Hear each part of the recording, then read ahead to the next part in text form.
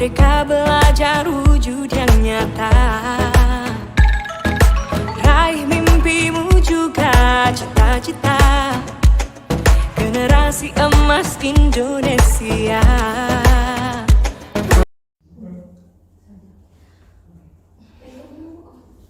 Bismillahirrahmanirrahim. Assalamualaikum warahmatullahi wabarakatuh. Waalaikumsalam warahmatullahi wabarakatuh. Selamat siang Bapak Ibu semuanya.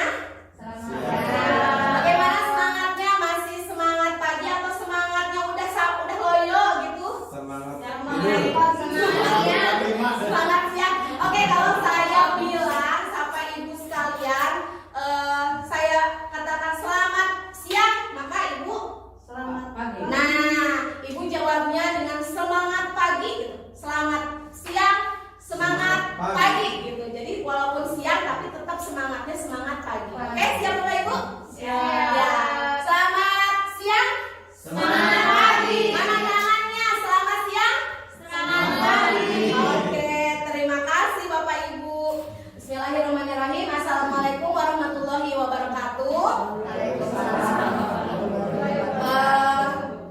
Sebelumnya terima kasih sekali kepada Bapak Ibu sekalian yang sudah menyempatkan waktunya untuk dapat hadir memenuhi undangan saya dalam rangka aksi nyata modul 1.4 menyebarkan pemahaman dan pengalaman penerapan budaya positif.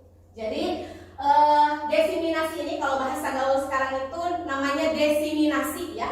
Desiminasi ini merupakan tugas saya sebagai calon guru penggerak di angkatan 9 dari Kabupaten Ciamis. Jadi pemahaman yang sudah saya dapatkan selama mempelajari modul 1 ini harus ditularkan kepada rekan-rekan di lembaga kita tercinta ini. Baik ya Bapak Ibu. Ini sudah ya tadi ya. Selamat datang para ibu, bapak guru hebat. Mari kita belajar bersama, berkolaborasi, saling mendukung demi mewujudkan disiplin positif di sekolah kita tercinta. Nah, ice breaking dulu nih Bapak Ibu.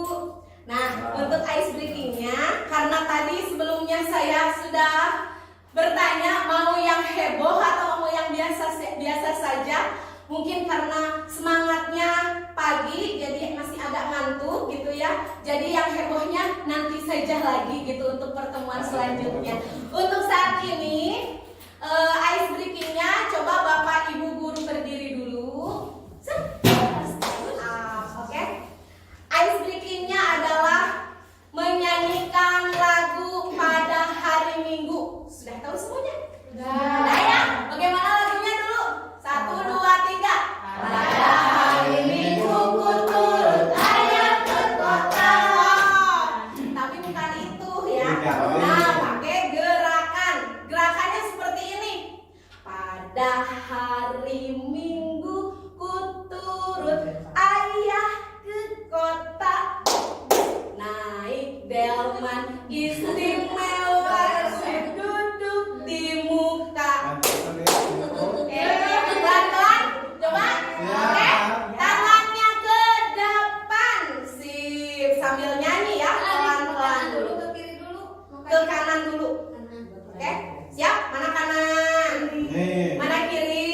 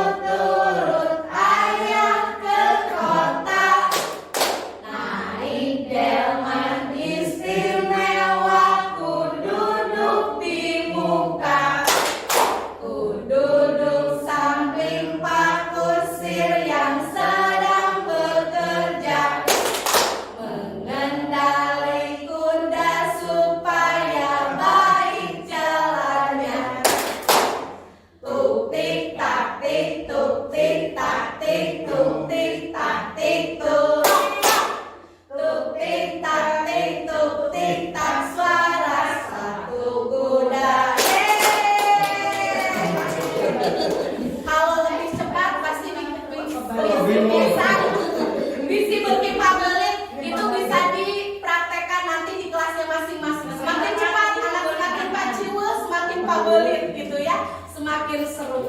Atau mau coba praktek? Coba sih, kalau sih ayo berdiri lagi. Ya, mau berdiri lagi? Udah aja. Oh ya sih, kalau sudah. Lanjut ya. Nah, pada modul yang sudah saya pelajari, lumayan rada heboh ya Bapak Ibu. Ini akan membahas, yang sudah dibahas adalah mengenai konsep utama budaya positif, di mana budaya positif ini terdiri dari materi perubahan paradigma belajar, motivasi perilaku manusia, disiplin positif, posisi kontrol, restitusi, kebutuhan dasar manusia, serta segitiga restitusi. Nah, sekarang menginjak pada pembahasan pertama tentang pembelajaran dengan paradigma baru. Jadi pembelajaran dengan paradigma baru ini dirancang dengan pembelajaran yang terdiferensiasi sesuai dengan kebutuhan dari tiap tahap perkembangan untuk mewujudkan profil pelajar Pancasila. Ibu guru, Bapak guru, kelas 1, kelas 4 khususnya, masih ingat tidak tentang lagunya dari profil pelajar Pancasila?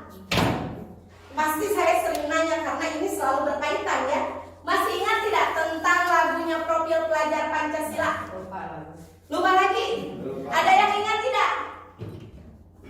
Pelajar Pancasila beriman dan bertakwa. Naon? Lagi? Ya, gini ya. Pelajar Pancasila beriman dan bertakwa dan berakhlak mulia. Oh salah. Pelajar Pancasila beriman dan bertakwa pada Tuhan Yang Esa dan berakhlak mulia, berkebinekaan global, gotong royong mandiri, kreatif dan bernalar kritis. Siap? Siap ya? Supaya nanti kalau saya berinteraksi dengan Bapak Ibu, saya bertanya tentang profil pelajar Pancasila ini, Bapak Ibu sudah hafal? Ya, dinyanyikan dulu, oke? Lagunya lagu apa itu? Masih ingat? Saya mau tamasya ya, lagamna saya mau tamasya. Mulai dari sini. Pelajar Pancasila beriman dan bertakwa pada Tuhan Yang Esa dan berakhlak mulia, berkebinekaan global, gotong royong mandiri, kreatif dan bernalar kritis. Hafal? Satu kali lagi, oke? 1, 2, 3. Pelajar Pancasila beriman dan bertakwa pada Tuhan Yang Esa dan berakhlak mulia, berkebinekaan global, gotong royong mandiri, kreatif dan bernalar kritis. Tepuk tangan dulu buat ibu-bapak sekalian. Sip. Hafal ya? Nanti jadi pas kita ketemu lagi ditanya ini udah hafal semuanya. Lanjut. Tentang disiplin positif. Bapak Ibu tentunya sudah tidak asing dengan kata disiplin. Apa itu disiplin? Apa itu disiplin? Ya. Budaya kita makna disiplin dimaknai dengan menjadi sesuatu yang dilakukan oleh seseorang pada orang lain untuk mendapatkan kepatuhan. Kita cenderung menghubungkan kata disiplin dengan ketidaknyamanan. Seperti kemarin tuh, siapa tuh? Yang anak AMBK sedang menyelenggarakan AMBK. Bu, ayo tegas teh galak, kayak naras gitu aja Bu ya. Nah, cenderung orang teh dikaitkan disiplin, tegas, galak, seperti itu. Nah, kita sebagai pendidik, tujuan kita adalah kita menerapkan disiplin. Tujuannya untuk apa? Menciptakan murid yang memiliki disiplin diri, sehingga sehingga mereka bisa berperilaku dengan mengacu pada nilai-nilai kebajikan universal dan memiliki motivasi intrinsik bukan motivasi ekstrinsik. Bapak Ibu, apa bedanya motivasi intrinsik dengan motivasi ekstrinsik? Intrinsik dari dalam ya. Kalau motivasi ekstrinsik berdasarkan pengaruh dan pinter sekali moal janten guru pamit terang kieu nya Bapak Ibu. Tepuk tangan buat Nur. Ya, kita memaknai itu sebagai disiplin. Nah, kalau disiplin positif apa itu? Nah, maka kalau disiplin positif itu adalah salah satu cara menerapkan disiplin yang bertujuan untuk menumbuhkan kesadaran murid untuk melawan sesuatu tanpa sokongan, ancaman, maupun hukuman. Nah, sekarang menginjak pada kebutuhan dasar manusia. Seperti yang sudah kita ketahui bahwa manusia ini memiliki kebutuhan dasar. Ada berapa jenis? 3. Ada 5 jenis. Pertama yaitu kebutuhan untuk bertahan hidup, kebutuhan akan kasih sayang dan rasa diterima, kebutuhan penguasaan, kebutuhan kebebasan, serta kebutuhan kesenangan. Kebutuhan bertahan hidup ini berkaitan dengan sandang, papan, dan pangan. Sedangkan kebutuhan akan kasih sayang dan rasa diterima ini berhubungan dengan koneksi sosial. Sedangkan penguasaan itu kebutuhan yang berkaitan dengan pengakuan atas kemampuan dari dalam dirinya. Berkaitan dengan kebebasan, kebutuhan dasar ini berkaitan dengan pilihan, pengen bebas memilih apapun. Kesenangan, kebutuhan untuk merasa senang, happy. Motivasi perilaku manusia. Motivasi, apa itu motivasi? Manawi Ibu Nur kersa untuk membacakannya.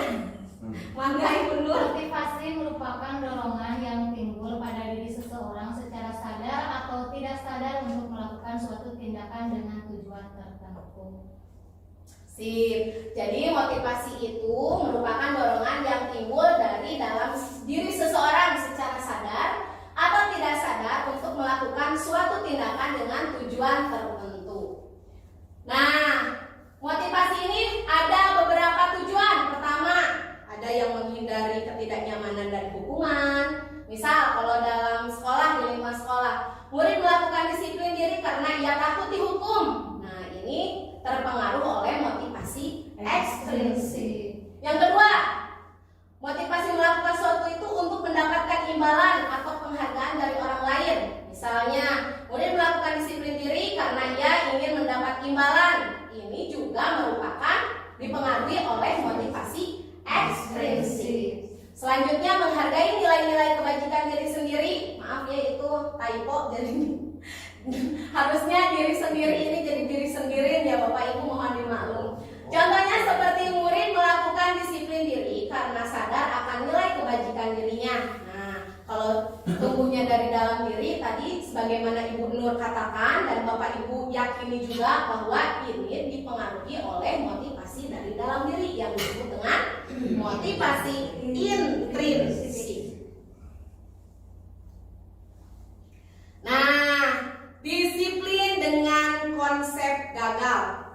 Jadi, disiplin ini bisa melahirkan konsep yang gagal apabila disiplin ini diterapkan menjadi hukuman atau dari berdasarkan penghargaan. Hukuman ini bisa menyakitkan, membuat orang lain atau kalau di sekolah itu peserta didik menjadi tidak nyaman, murid menjadi takut, memaksa, murid jadi menyembunyikan kesalahan, murid menjadi rendah diri. Nah, kalau penghargaan, seringkali ya kita pakai penghargaan. Nah, tapi ternyata penghargaan ini juga bisa menimbulkan disiplin dengan konsep gagal karena tidak efektif, merusak hubungan, ada rasa iri. Si itu mah dikasih, kenapa saya nggak dikasih? Nah, itu tidak efektif. Mematikan kreativitas, menghukum dengan sistem ranking, menghargai dirinya. Ya. Lanjut, konsep disiplin dengan identitas sukses. Nah, ini bisa dilakukan dengan konsekuensi dan restitusi. Konsekuensi penguatannya jangka pendek, perlu juga monitoring berkelanjutan, murid menghormati peraturan, kehilangan waktu untuk merenungi kesalahan. Kalau restitusi, murid ini akan bertanggung jawab atas perilakunya, fokus pada pemecahan masalah jangka panjang. Murid menghargai dirinya dan orang lain, teori kontrol, dirinya memegang kontrol, murid menjadi bersemangat untuk memperbaiki kesalahannya. Nah, Bapak Ibu, sebelum ke sini, pastinya Bapak Ibu tahu apa sih perbedaan hukuman dengan konsekuensi? Ayo, sama atau beda itu hukuman dengan konsekuensi? Sama tidak? Ya, kalau hukuman sama konsekuensi itu sama atau berbeda? Beda. Oke, Bapak, gimana bedanya, Pak? Dari mana bedanya? Kalau hukuman bisa ditentukan oleh sepihak, ya. Konsekuensi bisa untuk keputusan bersama. Oh ya, betul. Salah satunya seperti itu. Jadi, hukuman menurut Bapak HR, kalau hukuman itu dari satu pihak saja, kamu sekarang telat ke sekolah, lari 10 kering. Nah, kalau konsekuensi sebelumnya pasti ada kesepakatan dulu. Nah, ya, itu bedanya hukuman dan konsekuensi. Jadi kalau hukuman itu bersifatnya bisa diputuskan spontan, ya. Jadi pas kita memutuskan suatu hukuman itu si anak tuh ya tidak tahu. Tidak tahu, tidak ada negosiasi dulu dengan si anak, mau tidak mau pokoknya si anak tersebut harus mau menurutinya. Itu yang namanya hukuman. Nah, sekarang Bapak Ibu, menurut Bapak Ibu, di sini ada beberapa pernyataan. Bapak Ibu pasti tahu yang mana yang termasuk hukuman atau yang mana yang termasuk konsekuensi. Ibu Rini boleh tolong bacakan Ibu Rini yang pertama. Mencatat 100 kali di dalam buku kalimat, saya tidak akan terlambat lagi karena terlambat ke sekolah. Nah, kalau mencatat 100 kali, ini kelihatan nggak Bapak Ibu guru? Ada yang kelihatan, ada yang agak buram ya? Agak buram, ya. Sama saya dibacakan saja. Mencatat 100 kali di dalam buku kalimat, saya tidak akan terlambat lagi karena terlambat ke sekolah. Apakah itu termasuk hukuman atau konsekuensi? Hukuman, oke. Yang kedua, lari mengelilingi lapangan basket 2 kali karena terlambat hadir di sekolah. Hukuman. 3, murid diminta untuk push up 15 kali karena tidak menggunakan masker ke sekolah. Hukuman. Menggantikan kertas tugas teman yang telah dicoret-coret, itu hukuman atau konsekuensi? Konsekuensi. Membersihkan tumpahan air di meja tulis karena tersenggol pada saat belajar. Konsekuensi. Ke berapa ini? Keenam ya, murid disuruh untuk tidak mengenakan sepatu seharian di sekolah karena tidak mengenakan sepatu hitam. Hukuman. Lari mengelilingi lapangan basket 2 kali karena terlambat 10 menit untuk pelajaran PJOK. Hukuman. Noji, untuk pelajaran PJOK. Khusus PJOK. Ya, khusus PJOK. Konsekuensi. Tepuk tangan Bapak Ibu. Keren Bapak Ibu ya. Konsep disiplin pendekatan restitusi. Nah, jadi Bapak Ibu sekalian, ketika anak melakukan suatu kegiatan atau suatu pelanggaran, sepemahaman saya yang sudah mempelajari ini dan Bapak Ibu juga sudah mempelajarinya di PMM ya, maka harusnya itu dengan menggunakan pendekatan restitusi. Apa itu pendekatan restitusi? Yaitu sebuah cara menanamkan disiplin positif pada murid. Pengertian restitusi. Restitusi ini sendiri adalah proses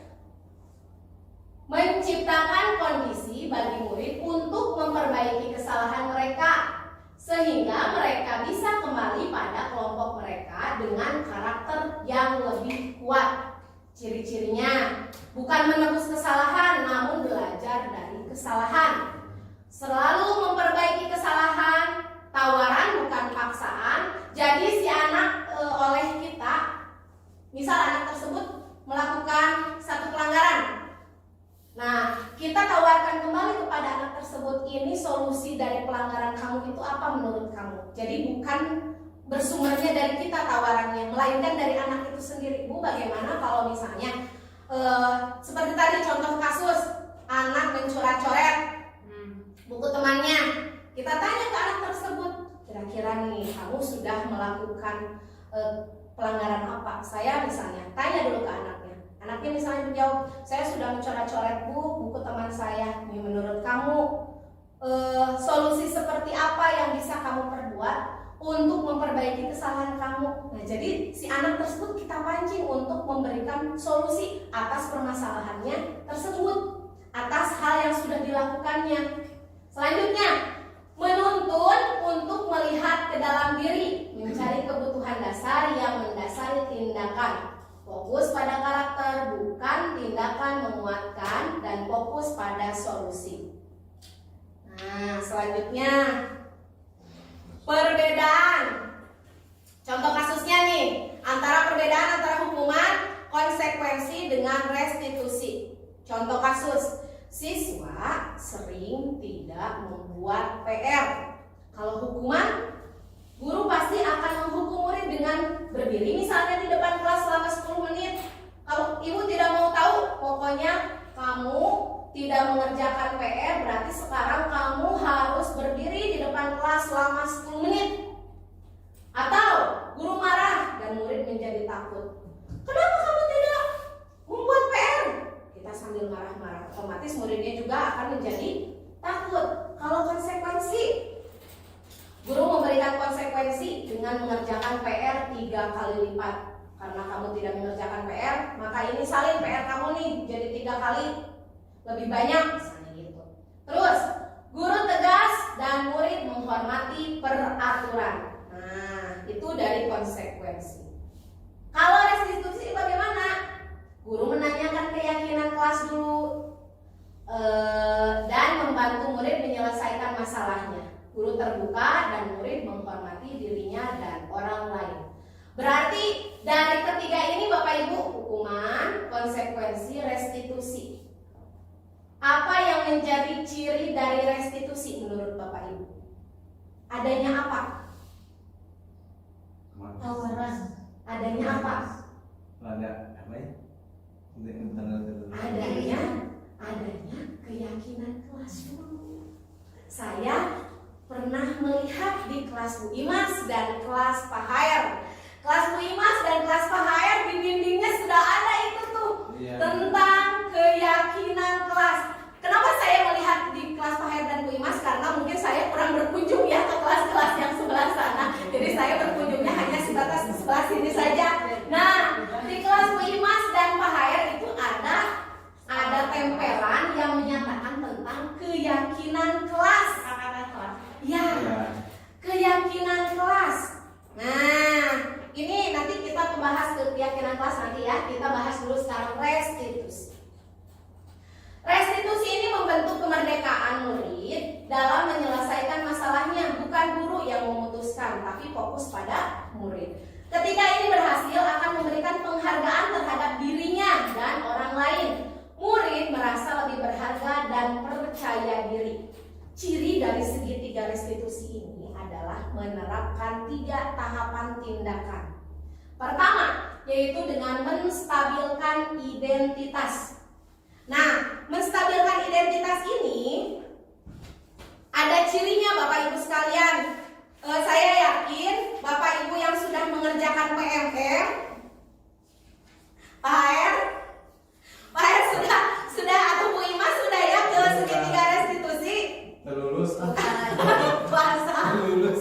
Koneng wae. Ya, koneng wae.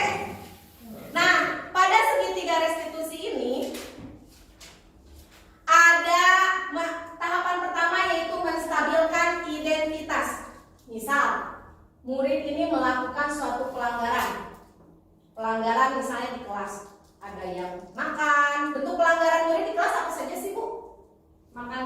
belajar. Makan ketika belajar, ngobrol ketika pembelajaran, apalagi?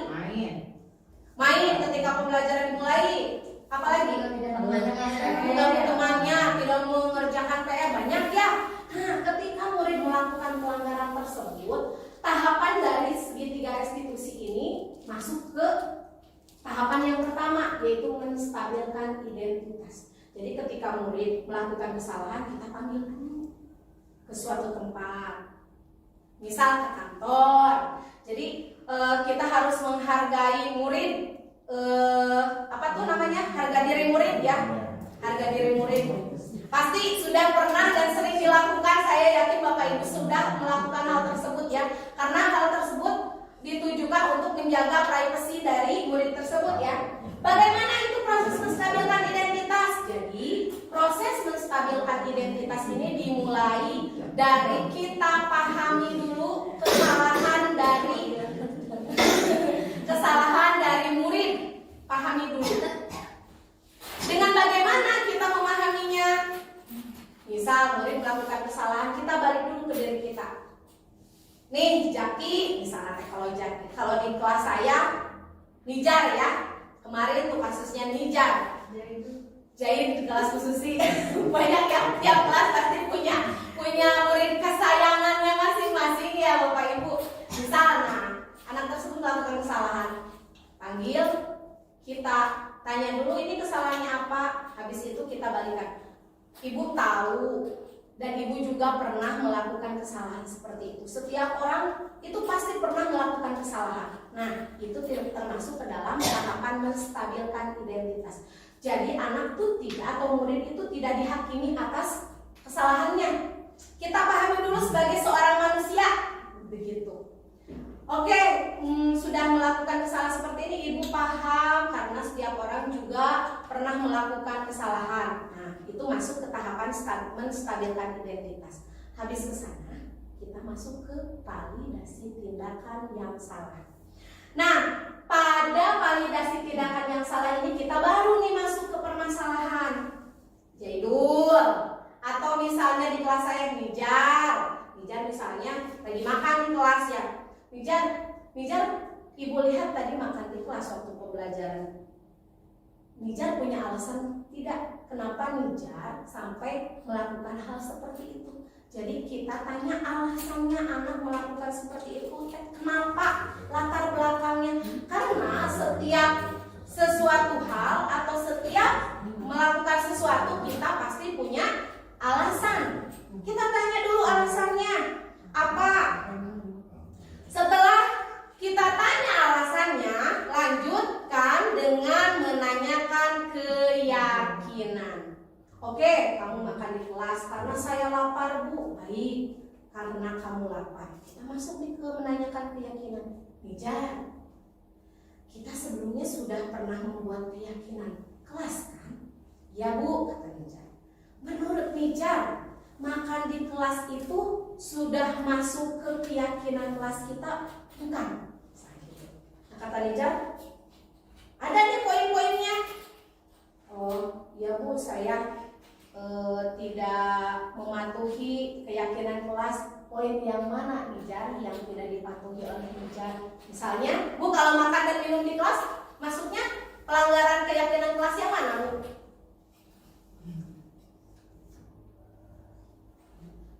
Makan minum di kelas, maksudnya apa? Ya, pelanggaran dari segi apa? Etika. Atau disiplin. Misalnya kata Nijar, ya saya melanggar keyakinan kelas bagian etika, Bu. Nah, itu termasuk ke dalam menanyakan keyakinan. Habis ditanyakan keyakinannya, kita balik lagi nanya ke Nijar. Jar, menurut Nijar nih, Nijar kan hal tersebut tidak sesuai dengan keyakinan kelas kita. Nah, solusinya apa menurut Nijar? Misal kalau kata Nijarnya, baik Bu, saya tidak akan mengulangi hal tersebut. Saya akan berusaha untuk lebih disiplin lagi. Ketika pembelajaran saya tidak akan makan dan minum di kelas lagi. Kalaupun saya lapar, misalnya, saya akan minta izin dulu ke ibu.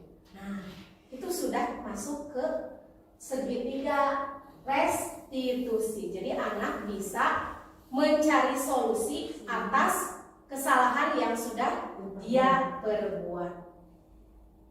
Nah, ini ciri-ciri yang tadi sudah saya paparkan. Pada tahap menstabilkan identitas, ciri kalimatnya adalah tidak ada manusia yang sempurna.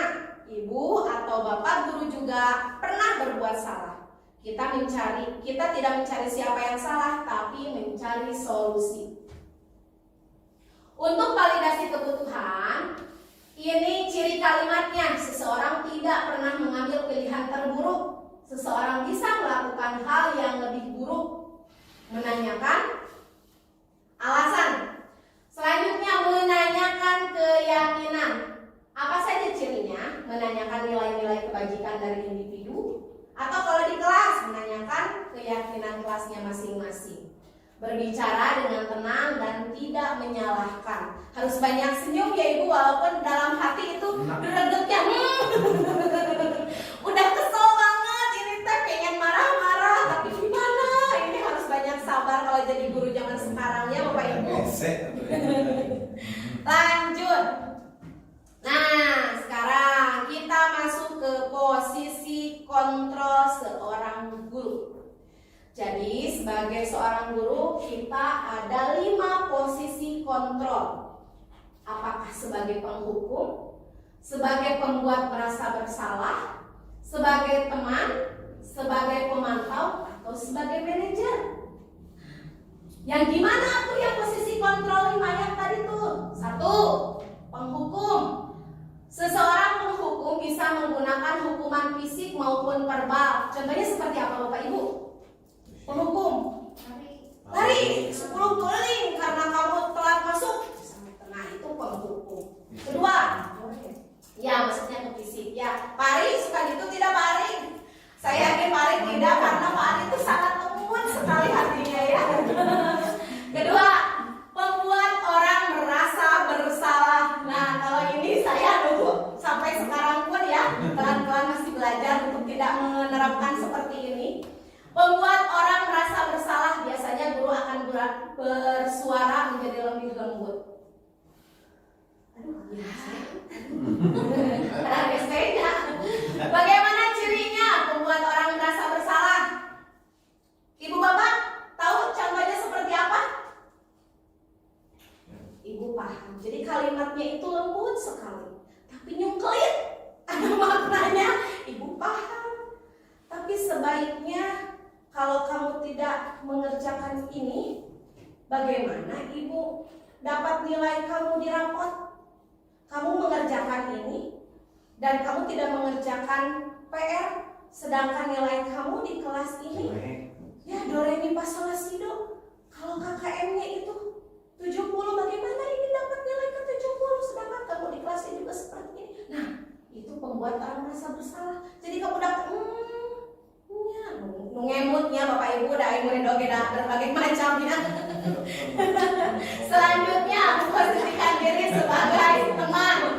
Guru pada posisi ini tidak akan menyakiti murid, namun akan tetap berupaya mengontrol murid melalui persuasi. Jadi kalau posisi sebagai teman, ngomongnya baik. Tolong bantu ibu, demi ibu kerjakan atau ngerjakan ieu teh PR teh. Sok kerjakan demi ibu. Sing karunya atuh ka ibu teh. Nah, gitu tah. Selanjutnya, pemonitor atau pemantau bersifatnya mengawasi. Kamu gitu tanya, mengawasi. Ya. Kelima, manajer. Nah, posisi kontrol manajer ini dari kelima posisi kontrol ini merupakan posisi kontrol terbaik menurut versinya.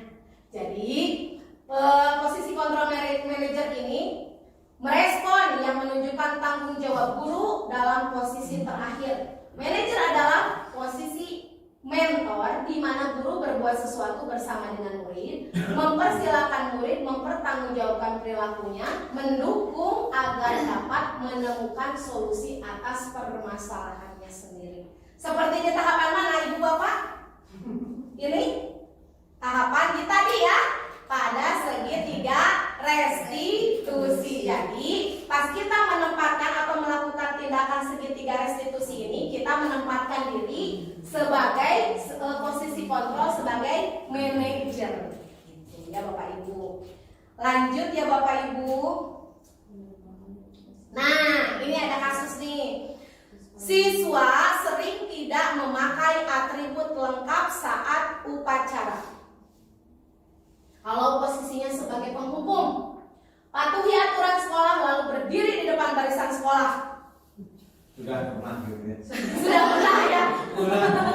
Pasti saya tidak akan menjas seorang karena pasti semuanya juga pernah melakukan hal seperti ini ya. Patuhi aturan sekolah lalu berdiri di depan barisan. Sok, nangtung. Gitunya. Ya, nah itu penghukum. Bagaimana kalau posisinya sebagai pembuat rasa bersalah? Berapa kali ibu harus memberitahu kamu, berikir ibu teh tos bosen rarau samanya ngemutang teh tos sabaraha kali bari jeung ieu teh bari tos geureuh barenya dalam hati itu udah gemes banget ya ini sama nih anak. Nah, ibu kecewa pada kamu. Nah, pembuat rasa bersalah ada kalimat ini, kecewa. Jadi kalau ada bahasa seperti ini nanti membuat siswa menjadi bagaimana Bapak Ibu? Rasa bersalah. Murung nanti yang kesananya, murung ya Bapak Ibu. Kan ada murid yang biasa-biasa aja. Selanjutnya, teman, posisi sebagai teman. Ayolah yang tertib, buat ibu guru bangga kali ini aja. Kali ini tidak apa-apa kamu yang salah. Ayolah, demi ibu. Nah, itu sebagai teman.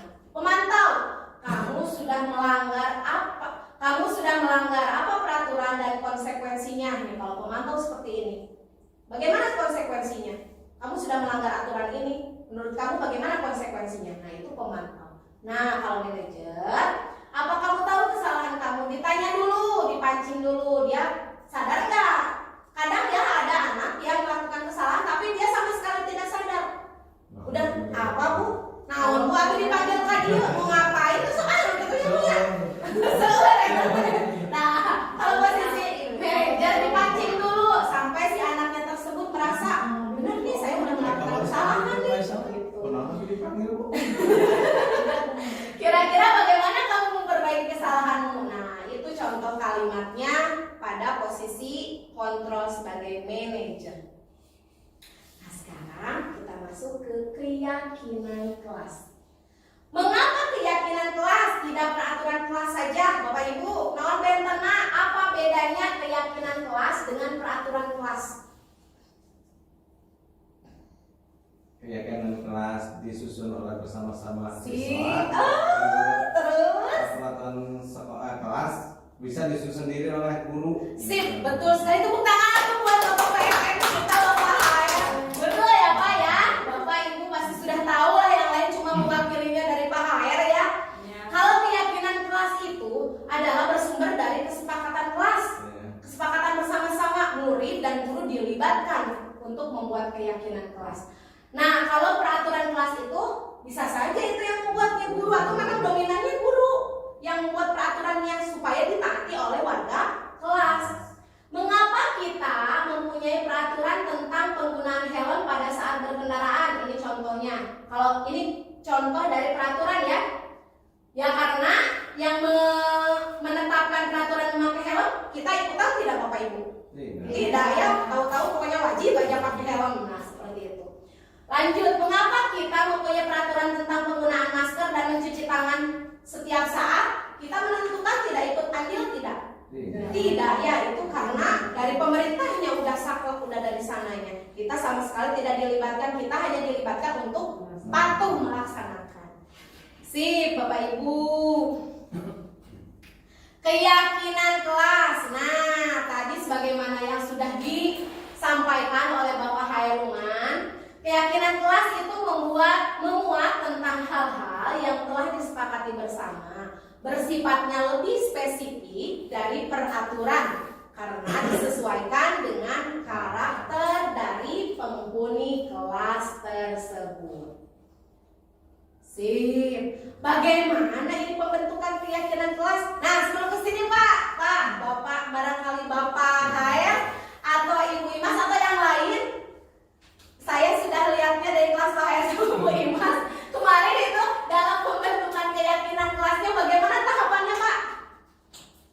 Pertama, Ya. diberitahukan bahwa hari ini kita akan membuat keyakinan kelas. Oke, sip. Terus? Kemudian siswa disuruh berkelompok. Oke, terus? Berkelompok berdiskusi dengan Ya. temannya, Ya. membuat keyakinan kelas. Sip. Kelas 6 disuruh per individu. Oke. Tapi dalam satu kelompok harus beda-beda. Oke. Setelah ditulis, Bu, silakan kalian tulis dengan baik, pakai warna, pakai hiasan, silakan ditempel di Di papan tulis, oke, di dinding, oke.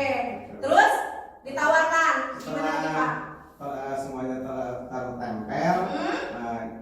Kemudian ditawarkan ke semua murid, ini sepakat tidak keyakinan kelas kita seperti ini. Ya. Kalau yang tidak terpakai kita buang. Oke. Kalau terpakai kita sama-sama ini semuanya Sepakati. sepakati oleh kita. Ini yang harus kita ikuti. Kayak gitu. Seperti itu Pak? Ya. Ya, keren sekali. Tepuk tangan buat Pak Hair, ini keren. Mungkin Bu Imas dan guru-guru yang lain juga sama prosesnya seperti itu ya. Oke, baik, itu sudah amat sangat bagus sekali Pak. Ya, karena Bapak sudah menguasai tentang PMM ya, dan mengaplikasikannya di kelas itu memang ada tahapannya ya, ada apa pembahasan tersendiri di PMM ya Pak ya. Iya. Bagaimana pembentukan keyakinan kelas? Bagaimana barusan sudah disampaikan oleh Pak Hair, betul sekali tahapannya seperti itu Bapak Ibu guru. Namun alangkah indahnya kita untuk bahas satu persatu di sini ya Bapak Ibu guru untuk penguatan saja. Pertama, pembentukan keyakinan kelas ini lebih abstrak daripada peraturan berupa pernyataan universal, dibuat dalam bentuk positif. Jadi di sini itu jangan pakai kalimat yang bermuatan negatif. Jangan telat masuk ke kelas misalnya gitu. Jadi si kalimat negatifnya itu diubah menjadi kalimat positif. Bagaimana bentuk kalimat positif? Jadi jangan terlambat masuk ke kelas. Datang tepat waktu. Nah, Disiplin seperti waktu. itu. Disiplin waktu. Ya, betul sekali. Lanjut sedikit saja agar mudah dipahami. Sesuai dengan kondisi kelas dan sekolah agar mudah diterapkan. Selanjutnya, semua warga kelas dilibatkan saat membuat, sebagaimana tadi sudah disampaikan oleh Pak Hair tahapan-tahapannya ya. Keren sekali itu Pak Hair. Dan ibu guru yang lainnya pasti itu sudah membuat. Saya harus lihat ya, karena saya belum berkunjung ke kelas-kelas yang lainnya begitu. Tapi saya yakin Bapak Ibu semua sudah membuat itu kesepakatan di kelasnya masing-masing. Nah, ini kegiatan-kegiatan dalam pembentukan keyakinan kelas. Pertama, sama ya tahapannya dengan yang tadi dibahas oleh Pak Hair, mempersilakan warga sekolah atau murid-murid di sekolah atau di kelas untuk bercurah pendapat tentang peraturan yang perlu disepakati di sekolah. Boleh bercurah pendapatnya secara tulis maupun lisan ya Pak ya. Nah, yang kedua, hasil curah pendapat tersebut dicatat. Semua masukan-masukan para murid atau warga sekolah di papan tulis atau di kertas besar. Tadi Pak Hair bilangnya kertasnya warna-warni ya Pak Hair. Di mana semua anggota kelas atau warga sekolah bisa melihat hasil curah pendapat. Selanjutnya, susunlah keyakinan kelas tersebut sesuai prosedur pembentukan keyakinan sekolah atau kelas.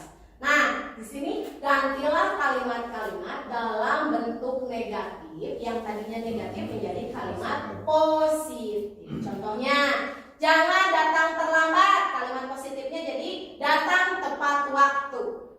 4. Tinjau kembali daftar curah pendapat yang sudah dicatat. Selanjutnya, ajak warga sekolah atau murid-murid untuk menemukan nilai kebajikan atau keyakinan yang dituju dari peraturan tersebut. Contohnya, ini hasilnya nih ya.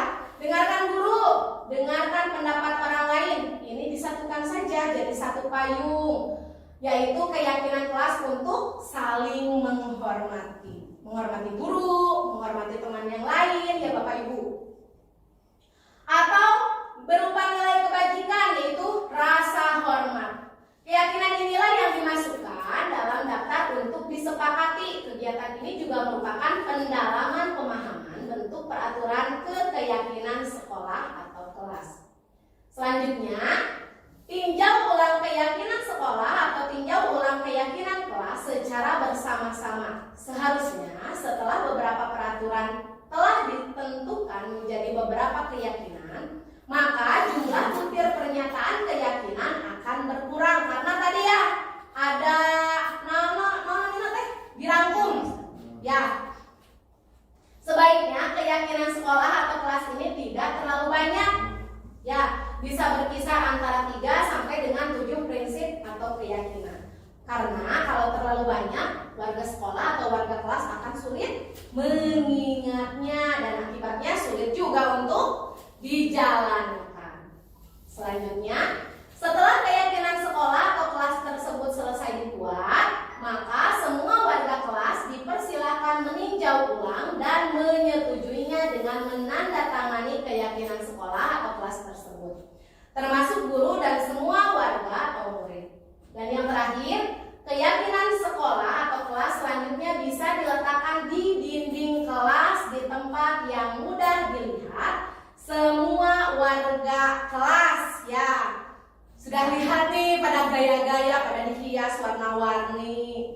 Di kelas Bu Imas di sebelah sini, kelas Pak Hair, wah di pinggirnya Pak Hair, itu di belakang Pak Hair ya, biar terlihat oleh semua siswa. Nah, Bapak Ibu, di sini ada peraturan. Selalu kembalikan buku ke tempatnya. Maka keyakinan kelasnya menjadi bagaimana, Bapak Ibu? Selalu kembalikan jadi kalimat positif dan lebih ringkas. Simpan buku pada tempatnya. Dilarang mengganggu orang lain.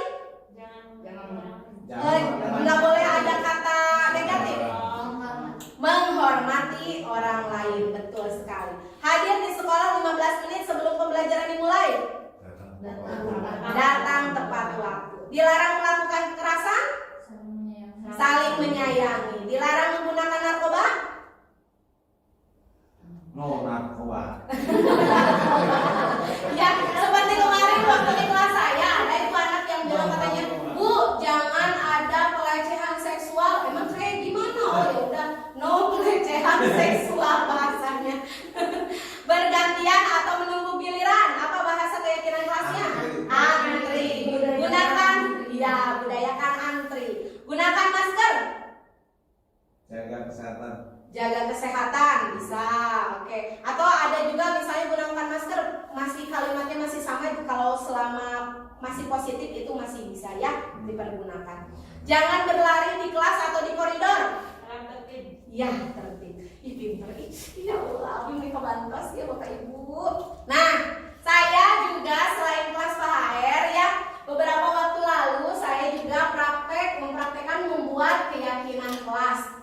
Saya menyiapkan dulu kertas pleno di sini. Fungsinya apa? Ini untuk menjadi tempat menempelkan kertas-kertas kecil. Ya. Kemudian anak disebar. Ini kertas Post-it. Anak sama saya siswa dikasih kertas post-it yang berwarna-warni supaya mereka lebih semangat untuk menuliskan usulan mereka. Kemudian siswa disuruh menuliskan apa tawaran mereka untuk diterapkan di kelas sebagai keyakinan kelas. Untuk kemudian siswa yang sudah beres mengerjakan bisa menempelkannya di kertas ini ya, di kertas pleno seperti itu Bapak Ibu. Dan itu juga sama tahapannya sebagaimana tadi yang sudah dilaksanakan oleh Bapak Hairuman dan yang lainnya juga. Nah, ini tahapannya, jadi beberapa diantaranya murid yang sudah selesai mencurahkan pendapatnya, menempelkan di kelas di kertas pleno. Ada beberapa, ini buat dokumentasi saya saja minta foto biar kelihatan ini udah mengerjakan seperti itu. Nah, sesudah semuanya ditempel, kemudian ditawarkan mana yang disepakati oleh semua siswa. Sebagaimana tadi tahapannya yang sudah dijelaskan juga oleh Pak Hairman, apabila ada yang tidak lulus atau tidak disepakati, maka pernyataan tersebut ya udah dianggap simpan, ya itu disimpan seperti itu. Nah, kemudian dari sini ini berdasarkan keyakinan yang sudah disepakati, maka kita rumuskan menjadi nilai-nilai kebajikan yang lebih ringkas supaya lebih dipahami oleh siswa seperti itu. Kemudian kami menempelkannya di dinding. Baik Bapak Ibu, akhirnya terima kasih Bapak Ibu sekalian sudah berpartisipasi pada kegiatan saya. Semoga banyak manfaatnya baik untuk saya sendiri maupun Bapak Ibu sekalian. Terima kasih sebanyak-banyaknya atas partisipasinya. Jangan bosan dan jangan lelah untuk berbagi kebaikan untuk kita semua. Saya yakin Bapak Ibu sekalian di sini tidak ada kata menyerah untuk melakukan suatu kebaikan. Dari teman-teman yang lain seperti Pak Hairman, Ibu Imas, Ibu Tati, Ibu Reni, Ibu Nur, Ibu Ida, Ibu Susi, dan Pak Ari, semuanya saling bahu-membahu supaya mewujudkan sekolah kita yang lebih baik daripada sebelumnya. Terima kasih sekali lagi, kita tutup saja.